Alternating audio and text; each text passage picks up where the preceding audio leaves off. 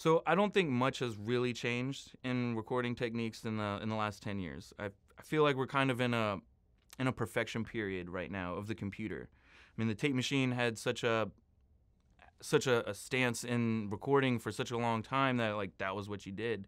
And the computer is still like a recent kind of thing in the last like 20, 30 years. So I feel like really in the last 10 we've just been making it the best that it can be, and like converters are converting better, and the computers are computing faster, like everything's just getting better. So I feel like we're just like in a perfection part of the computer era right now, that we're just trying to make it the best medium that it is.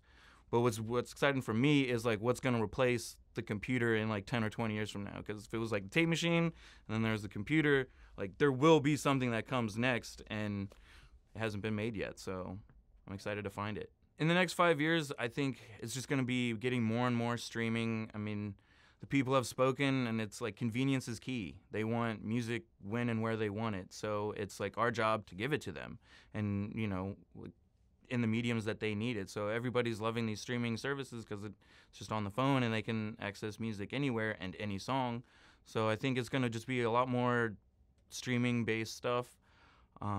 But I mean, the technology for me is like, it's helped me greatly, that I can go to any city in the world, open up a session, and it opens up perfect. Like there's no, do you have this compressor or that compressor? Oh, we have the tube one, but that's broken. Or like recall nightmares that when I worked at Avatar, and I'd see just the recalls that would go down in those studios. Like it can be a nightmare of chasing your tail just to get the mix to open up properly, and with Pro Tools, you just open it up and it's literally the exact same every time. So it's made my life a lot easier in that sense.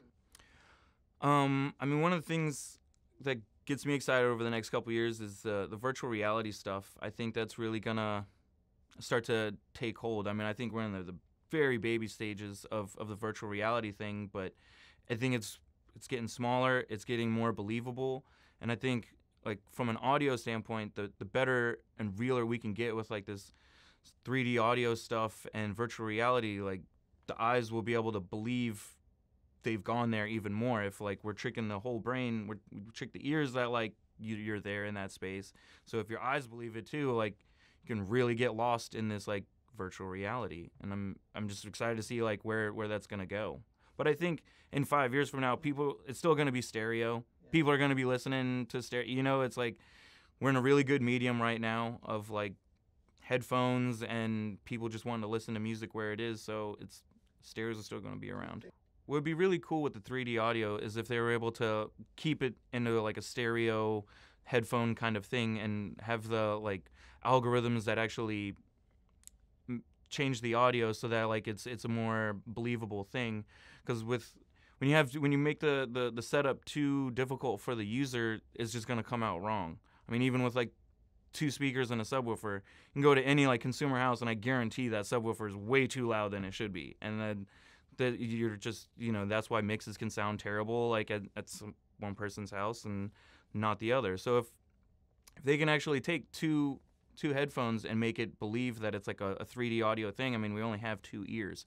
So it's not like we need to have all these speakers, especially in a virtual reality thing where it's going to be a headset and like it's all going to be like on you. So the fact that like you don't need to have external speakers, and that like we'll be able to do all these programming stuff to actually make your brain believe that like you're in a space.